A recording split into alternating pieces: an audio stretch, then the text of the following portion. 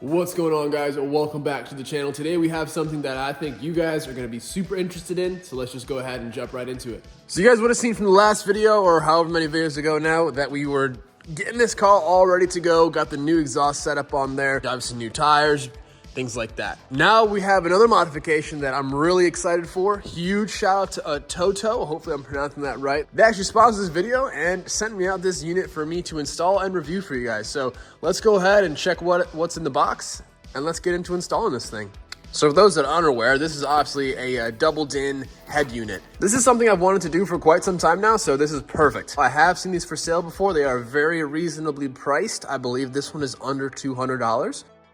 So go ahead and check it out. I'll definitely have it linked below as well as their website. So let's go ahead and see what we have. We have what seems to be a little GPS unit, microphone. We got some cabling. We'll go through all this stuff in a moment.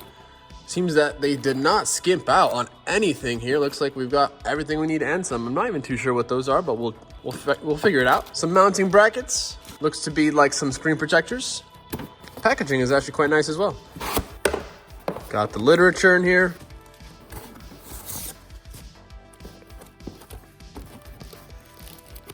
Got the unit itself.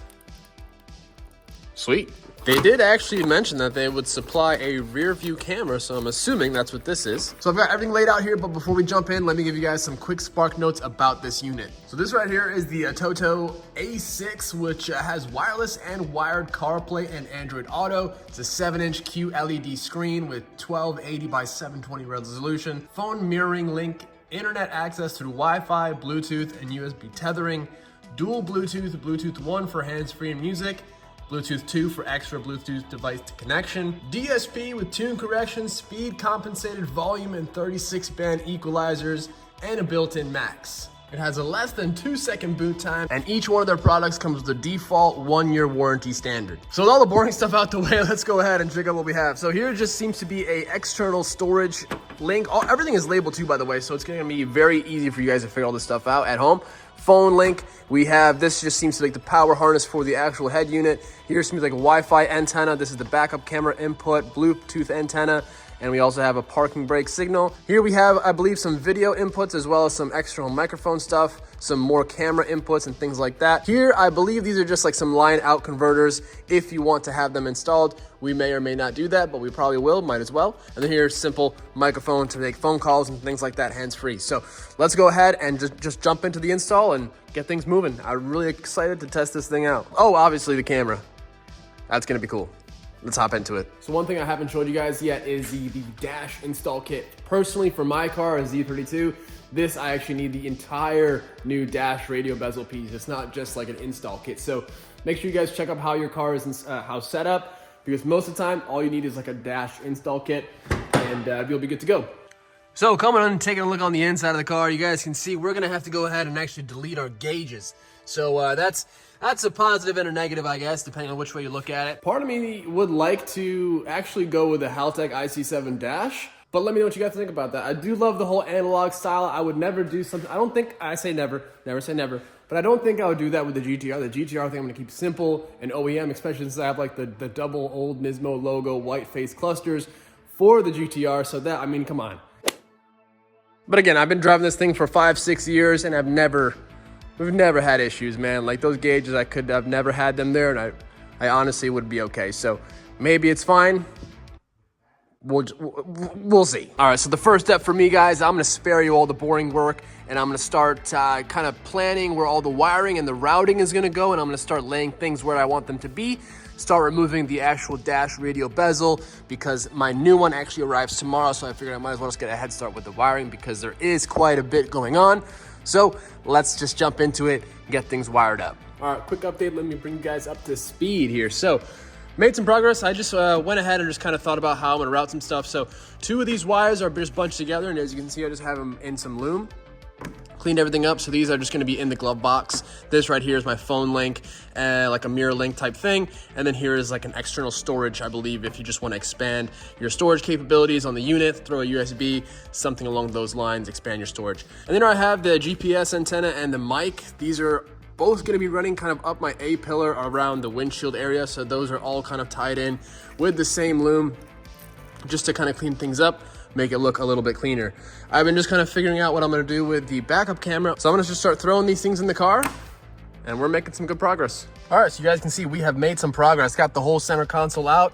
I have routed my wiring for my microphone and as well as the GPS right there. So those are running along there, down my A-pillar, which I removed the trim, run down there, and I just kind of fed the wires downside along the dash, and those are just kind of down at my feet at the moment. So now what I've been doing is just getting the actual new harness all prepped and ready to go for installation and wire up. So you guys can see I've just basically been going around and getting everything all crimped up with my little crimps on here. So you guys, if you're curious, I'm just using some 18 to 24 butt splices and non-insulated with my little crimper right here. That way everything is nice and clean, and we'll have some heat shrink to toss around the final product. But here we have the old radio harness. You can see it was already crimped in, but spliced in. So basically what we're gonna do is just go ahead and replace our new harness with the old one, and that should take care of most of the wiring.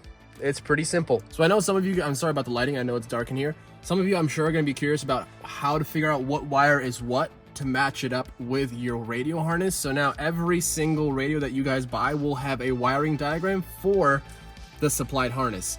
And anyway, you guys can already see they're all labeled anyway, so it makes it super easy for you. But to get your car side wiring diagram, you can actually just look it up online. Just type in your year, make, and model radio wiring harness diagram in Google, and you will find something, guaranteed. So I'm gonna go ahead and just start doing one by one, and we'll get this thing wired up in no time. All right, my dudes, so let me just bring you guys back up to speed with what we got going on here. Things are coming along well. So as I mentioned to you guys, this specific car is the Z32, guys, you know, so we need a new bezel completely. So obviously we have to then go ahead and transfer over some components like the vents, our clock, and etc., stuff like that. Coming in the car, however, it is a bit dark, so let me get some light in here and I'll show you guys how things are looking. Oh, actually, before we do that, let me show you guys in the back here. So everything is all installed and ready to rock. So the way Atoto actually supplies their camera, it actually is on a bracket to where you can just bolt it up to your license plate. So it's pretty convenient as far as that goes. So that was a very simple install. Have then just routed my wires up through the back here. I actually drilled a small little access hole on the frame itself, just so I can route the wires into the car with a little grommet, of course, so we don't have any sort of rubbing or chafing issues. Those wires then run inside along to the head unit itself. The only thing left that I have to do for the rear view camera is actually get my actual reverse lights to work. Long story short, this car has an engine swap with a different transmission, so all I need to do is wire up the reverse sensor to the car itself to get those to work, and once I get power to the lights, that's how the camera activates, once it sees 12 volts at the light. So I'm looking forward to having that. Now inside the car, check it out. Ooh. All right, so the wiring is coming along very well. I know it's gonna be kind of hard for you guys to see what's going on, but trust me, it's very simple. You just take it one step at a time and you will get it done pretty quickly. So we have our sub connection here, our 2-to-1 RCA.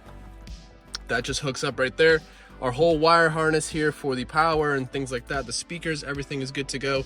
Everything else is all plugged in, GPS, microphone, everything like that. So now this is where it gets a little interesting, especially for, I guess, it's all car specific. So this actually is not the most ideal way to go about it. I won't be able to run I'll just have to drill my own hole, essentially is what I'm getting to.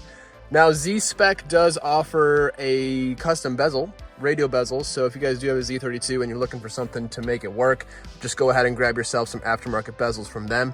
It'll work much easier, although if you're not worried about a little DIY and some drilling, you can get this to work. It just takes a little bit of fiddling. There we have it. Check it out. Fits beautifully. Man, that looks nice. So they do obviously include a screen protector. Actually, one is what I found is satin. As you guys can see here, we got a HD film. And we've got a frosted, so that's pretty cool. They offer a little option there, nice to keep it all protected and clean. So that's sick, man. I'm gonna go ahead now, rip this bezel back off, get everything that we need back installed, and then we should be able to wrap this up here and test this thing out. Man, this is sick. It looks great. All right, guys. Well, you joined me on a very, very nippy April 20th.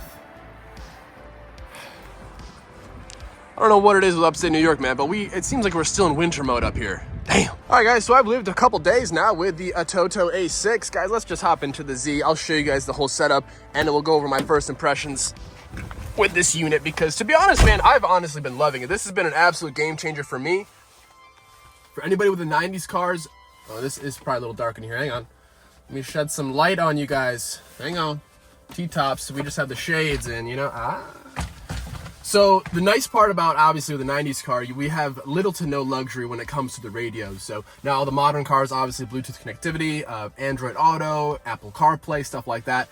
So having that in a car like this makes it so much more enjoyable. I no longer have to look at my phone, mess with it to look at GPS. Everything is controlled through the head unit. I can enter locations, destinations, music adjustments, everything. So let's just go ahead, hop in, check the unit out, and we'll close this video out. So the nice thing is, the fire up time is very quickly. So I just popped the key on. You guys can see, bam. Well, it's already trying to connect to my phone. So that's gonna be a little tough. I'm filming on, of course, so it's gonna be a little bit difficult, but look, it's just verification approved. It's already on, of course, and bam, we already have Apple CarPlay. So within like 5 to 10 seconds, you have everything all set up and running, and we're good to go. So if you want, you just have your home screen here. I actually also, let me show you, because I did actually wire in the rear view camera. The only thing I haven't done is hook it up to my sensor on the transmission. Now the film is still on it. Hang on, let me remove the film on the camera. Hang on. Yeah, it's also, yeah.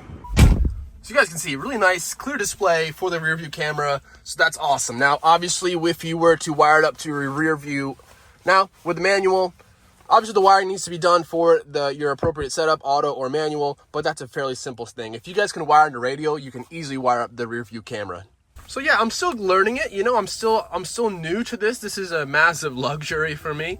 I've never really had a car. This is the first car I've ever owned with Apple CarPlay and all these apps. So it has the full, you know, app store, and I'm sure my Android guys probably know a little bit more about this than me, but to be honest, my main thing for me is just Apple CarPlay. As long as that works, I'm more than content. You can stream video, Wi-Fi, Bluetooth, you know, YouTube works, Netflix, all that stuff. So I'm still trying to figure out how to, I guess, mirror video footage from my iPhone to this display. So I reached out to Atoto, so hopefully I'll hear back from them pretty soon.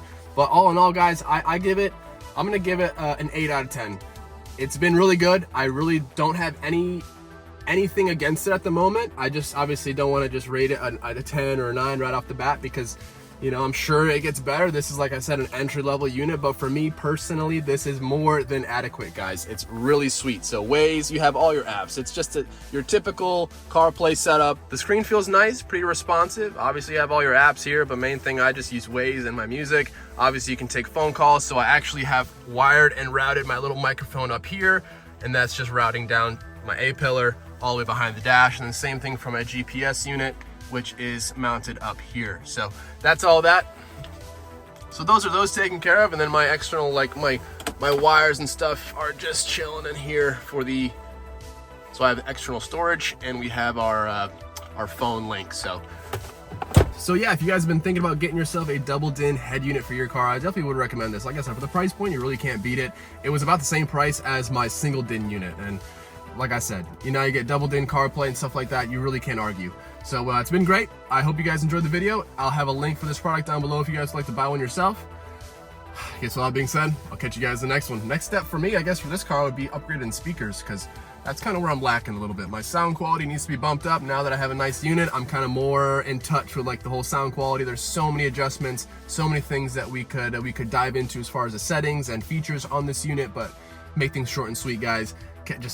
We'll stick to the meat and bones. So with all that being said, I appreciate you guys for tuning in. I'll see you guys in the next one. Later.